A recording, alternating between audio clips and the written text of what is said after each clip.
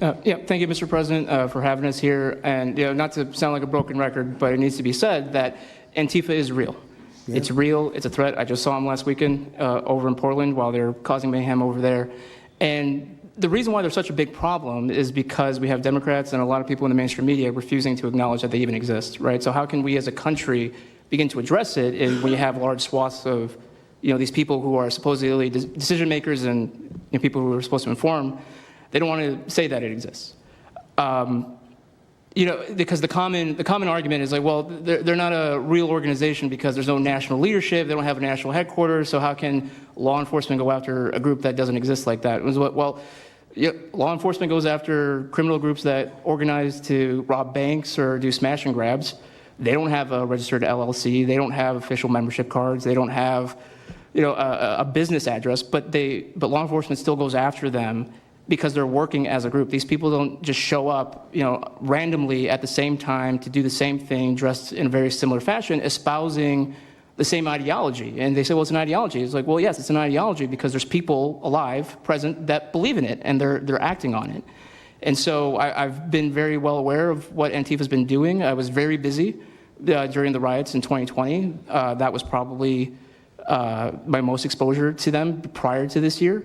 I've been at the ICE facility at Broadview. I'm originally from the Chicagoland area, unfortunately, but that's where I grew up around. Like I said, I was in Portland. I was covering the riots in Los Angeles as well. And probably one of the most disturbing parts about that is, in addition to Antifa being present, they were tagging the streets with CJNG, which is Cartel Jalisco Nueva Generación, which is a cartel. So you have these people who are working basically in concert with other terrorist groups to say that we're here, we're present, and we're gonna attack federal agents and people who are gonna expose what we do. And so, to be clear, political violence, sustained political violence that we're seeing in this country is not a both sides issue.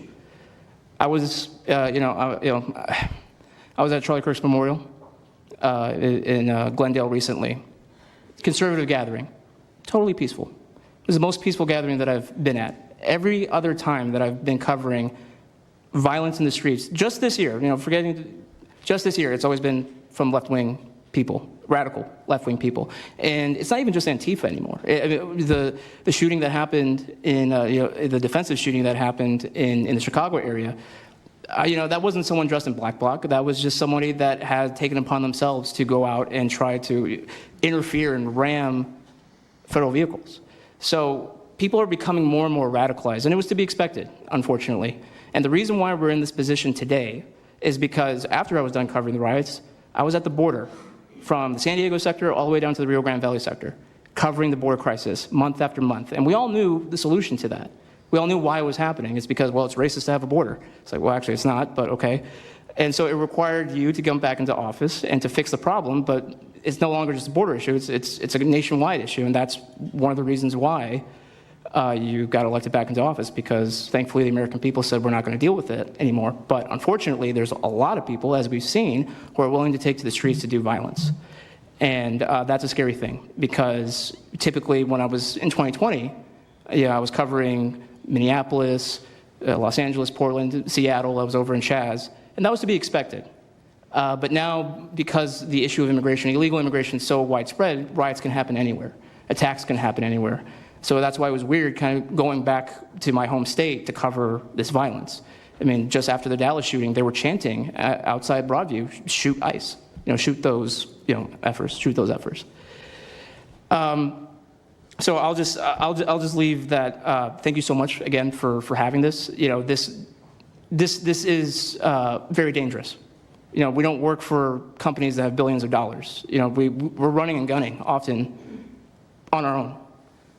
We became friends. A lot of us are friends because we would see each other all the time, and we became friends because we wanted to have someone watch our back while we're out there. Because like I said, we're just out there. And but we'll continue to do it because it's an important topic. It's an important issue.